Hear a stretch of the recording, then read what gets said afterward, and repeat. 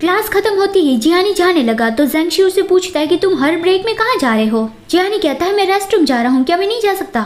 ज़ेंगशी कहता है तो फिर जल्दी आ जाना। ज़ेंगशी ने ये नोटिस कर लिया था कि आज जियानी कुछ अलग ही बिहेव कर रहा है, तो फिर वो उसके पीछे पीछे जाने लगा। वो सोचता है कि हम साथ में ही बड़े हुए हैं, मुझे उसकी पर्सनालिटी बहुत ही अच्छे से पता है, लेकिन आज वो कुछ अलग बिहेव कर रहा है। कुछ तो हुआ है उसके साथ, लेकिन वो ऐसा क्यों दिखा रहा है कि कुछ भी नहीं हुआ है। उसके चेहरे पे कुछ ऐसे एक्सप्रेशन है जैसे मैंने कभी नहीं देखे, या फिर क्या ऐसी बात हो सकती है कि मैं उसे अच्छे से जानता ही नहीं हूँ। जियानी एक पेड़ के पास आ गया था और उसने पेड़ पे एक घुसा लगा दिया। ज़ेंगशी उसे बुलाता है तो जियानी कहता है तुम यहाँ कब आए।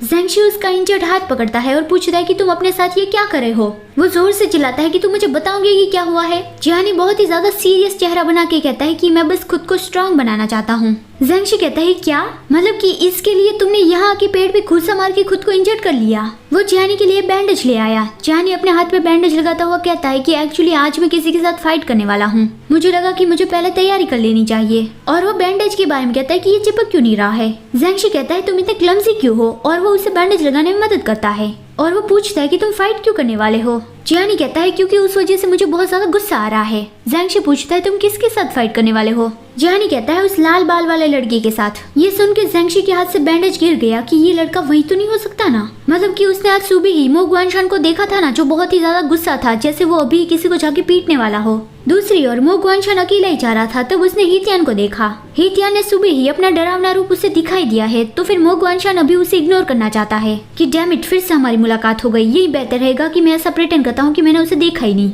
वो ऐसे ही वहाँ से गुजर जाने वाला था, लेकिन तभी हीतियान के पास एक लड़की आ गई कि हीतियान तुम यहाँ पे हो।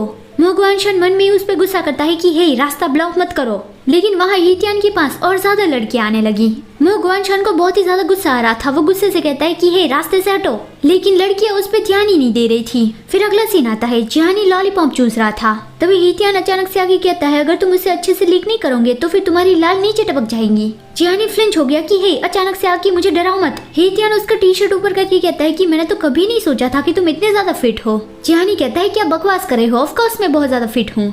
वो दोनों बेंच पे खड़े थे तो हीतियान उसे पूछता है कि तुम यहाँ ऊंचाई पे क्यों खड़े हो। वहाँ पे ज़ेंगशी दूसरे लड़कों के साथ बास्केटबॉल खेल रहा था, तो जियानी उसे ही देख रहा था और वो कहता है कि मैं जिंदगी के बारे में सोच रहा हूँ। हीतियान बताओ कि हम किस लिए जी रहे हैं। हीतियान कहता है हम इसलिए जी रहे हैं क्योंकि हम जो चाहते हैं वो हम कर पाए। जियानी कहता है अगर तुम्हें कुछ भी करने की चाह ना हो तो फिर क्या। हीतियान कहता है तो फिर जीना बंद कर दो।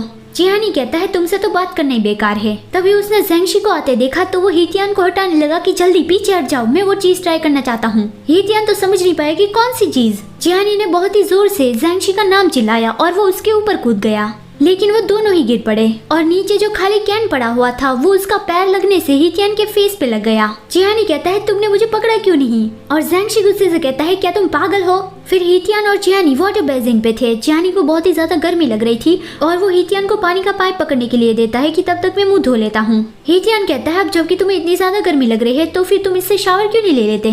जियानी कहता है मुझे इससे शावर नहीं चाहिए, ऐसा तो पॉवर्ट्स करते हैं। हीतियान उसका सर पकड़ के उसके ऊपर पानी डालने लगा। जियानी चिल्लाता है, लेकिन थोड़ी देर के बाद कहने लगा कि मुझे बहुत ही अच्छा लग रहा है। हीतियान तुरंत ही वो पाइप दूर फेंक देता है कि ये बोरिंग है, मतलब कि वो उसे परेशान करने के लिए उस पे पानी डाल रहा था, लेकिन उसे तो मजा आ रहा है, तो फिर मैं उसकी सेवा क्यों करूं। तभी ज़ेंगशी वहाँ पे आया और कहता है कि जल्दी से खुद को सुखा लो नहीं तो तुम्हारी नाक बहने लगेगी। एक्चुअली जियानी की नाक बहने लगी है, देखो। वो ज़ेंगशी को देख के खुश हो गया कि ज़ेंगशी अगर मुझे कोल्ड हो जाएगा तो भी ये अच्छी बात है, इसके बाद मुझे छुट्टी मिल जाएगी और फिर मैं दोपहर तक सोता रहूंगा। और वो ज़ेंगशी के पास जाके उसके शर्ट से अपनी नाक पोंछने लगा और कहता है कि अगर ऐसा हुआ तो फिर कल तुम मुझे नहीं देख पाओगे। ज़ेंगशी उसे घूसा लगाता है कि इडियट, मेरे कपड़ों पे अपनी नाक मत पोंछो, लेकिन घूसा खाने से जियानी एक स्टेप पीछे गया। उसका पैर पानी के पाइप पे पड़ा और पानी का फवारा सीधा हीतियान के पैंट पे लगा। आज दिन में 2 बार जियानी की वजह से हीतियान के साथ ऐसा हो गया।